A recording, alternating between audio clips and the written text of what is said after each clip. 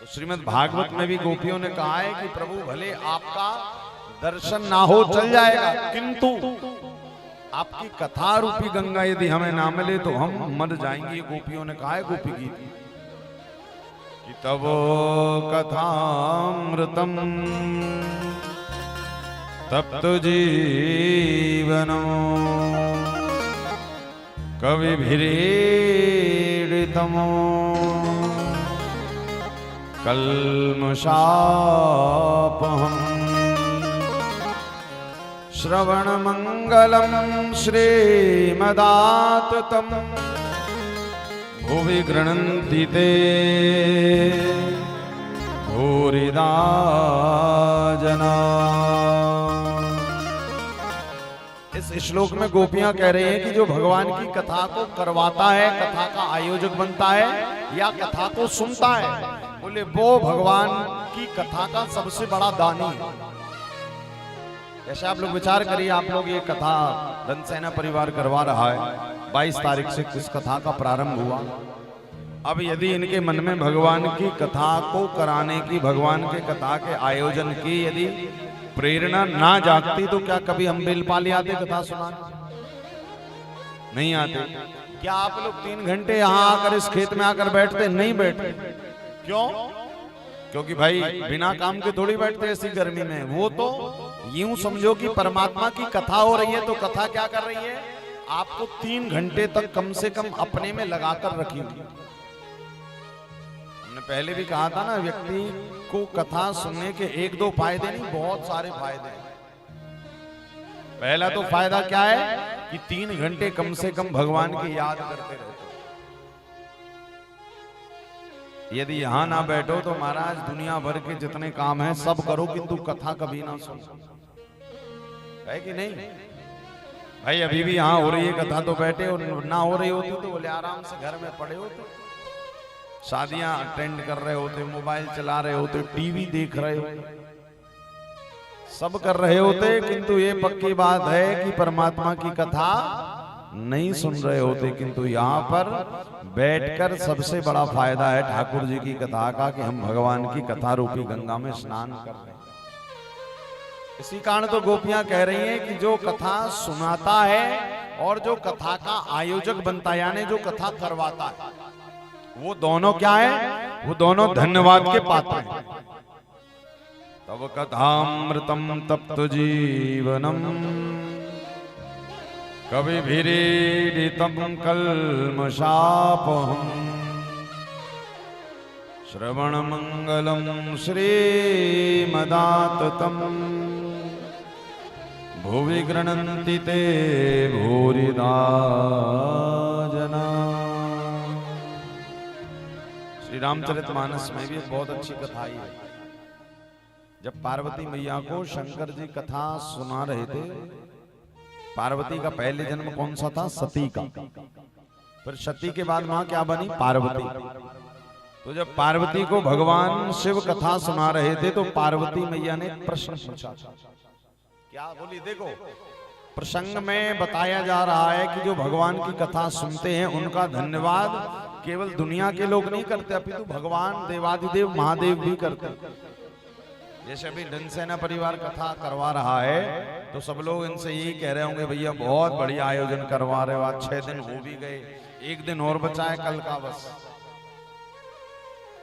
परमात्मा के नाम में, परमात्मा की कथा में सुनते सुनते 6 दिन पूर्ण हो गए, कल का दिन और बचा है, परसों से तो महाराज।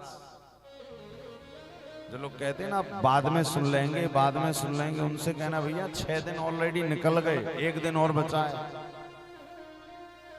कल का। फिर उसके बाद यदि फिर सोचेंगे कि हमें जाना है सुनने, तो फिर यहाँ कुछ मिलने वाला है ही नहीं। वैसे देखो कई लोग कैसे होते हैं कि कई लोग पहले दिन से ही आते हैं, कई लोग तो चौथे दिन आते हैं, कई लोग भगवान आज शादी वाले दिन आते हैं कि चलो भगवान की शादी है, और कई होशियार इतने होते हैं कि ना पहले दिन आते हैं, ना कृष्ण जन्म के दिन, ना रुक्मणी मंगल वाले दिन। आपने देखा ना कार्ड, कई जगह कार्ड लेके जाओ भागवत का तो लोग पूछते भैया ये बताओ भंडारा किस दिन है? तो वैसे तो यहाँ पर भंडारा रोज हो रहा है और कल भी हुआ ही। अब भले कई लोग कह रहे हैं महाराज और तो सब बढ़िया रहा, जरा भोजन में समस्या हो। हमने कहा भैया भोजन तो रोज करते हो, भजन में समस्या नहीं हुई, ये बड़ी कृपा थी ठाकुर जी की।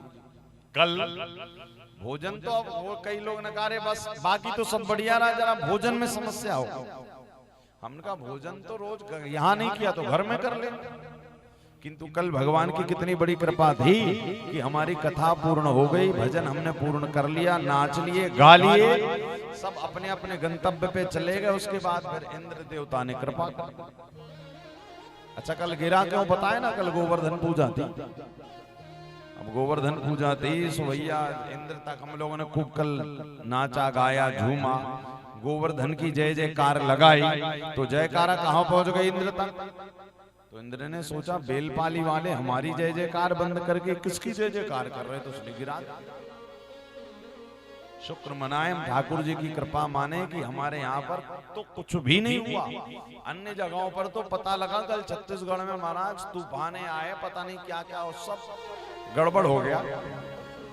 किंतु कल भगवान की हमारे यहाँ पर ऐसी कृपा रही बेलपाली वालों पर कि भगवान ने जैसे 84 कोस में गोवर्धन को धारण किया था, कल ठाकुर जी यहाँ भी इस गोवर्धन को धारण करके खड़े रहे। तब तो आज फिर से हम लोग आकर सुन रहे। भाई ये बिना कृपा के संभव नहीं है। और भगवान की कृपा भी कब होती है? जब हमारा भाव रहता है। बिना भाव के ठाकुर जी कृपा तो करते हैं किंतु उनकी कृपा का अनुभव होता ही नहीं। भगवान की कृपा हर पल हो रही है। यदि व्यक्ति अनुभव करे तो हर पल उनकी कृपा है, किंतु जीव के पाप के कारण, जीव के भाव के कारण वो उनकी कृपा का दर्शन कर नहीं पाता। कैसे भी कहीं भी देखिए, आप श्वास भी ले रहे हैं ना, कभी भी ये मत समझिए कि भगवान, ये तो कहिए ही मत कि परमात्मा ने हमें ये दिया नहीं। अरे जो भी दिया उस वो भी तो उन्हीं ने दिया कि नहीं दिया। मुझे तुमने दाता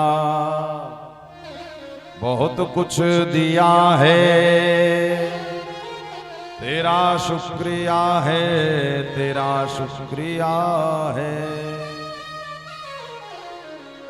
माताओं से निवेदन है कि ये गैलरी थोड़ा छोड़ के आप लोग यहाँ बैठिए, इस तरफ आइए। एक जन भैया आप लोग दोनों में से खड़े होकर जरा इस तरफ बैठा लो, ये रास्ते पे ना बैठे। अनिल या सुनील जी, हाँ ये जो गैलरी छोड़ के इस तरफ बैठे, पीछे जगह है वहां पर बैठिए। ये गैलरी छोड़ दीजिए।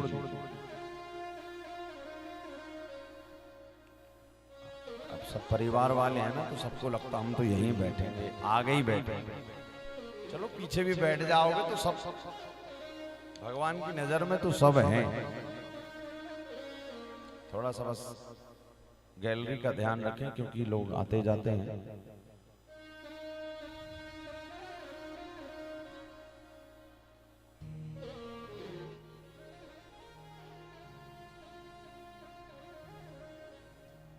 श्री राम।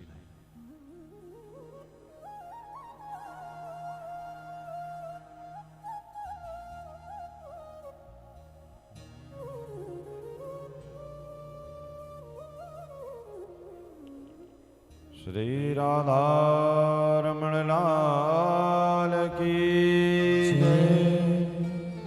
भक्त वत्सल भगवान की जय जय श्री राधे। तो आइए हम सब भगवान की कथा में प्रवेश कर रहे थे और हम लोग कथा सुन रहे हैं कि भगवान की जीवन में हर जीव पर कृपा है, चाहे वो कोई भी हो, कोई भी हो।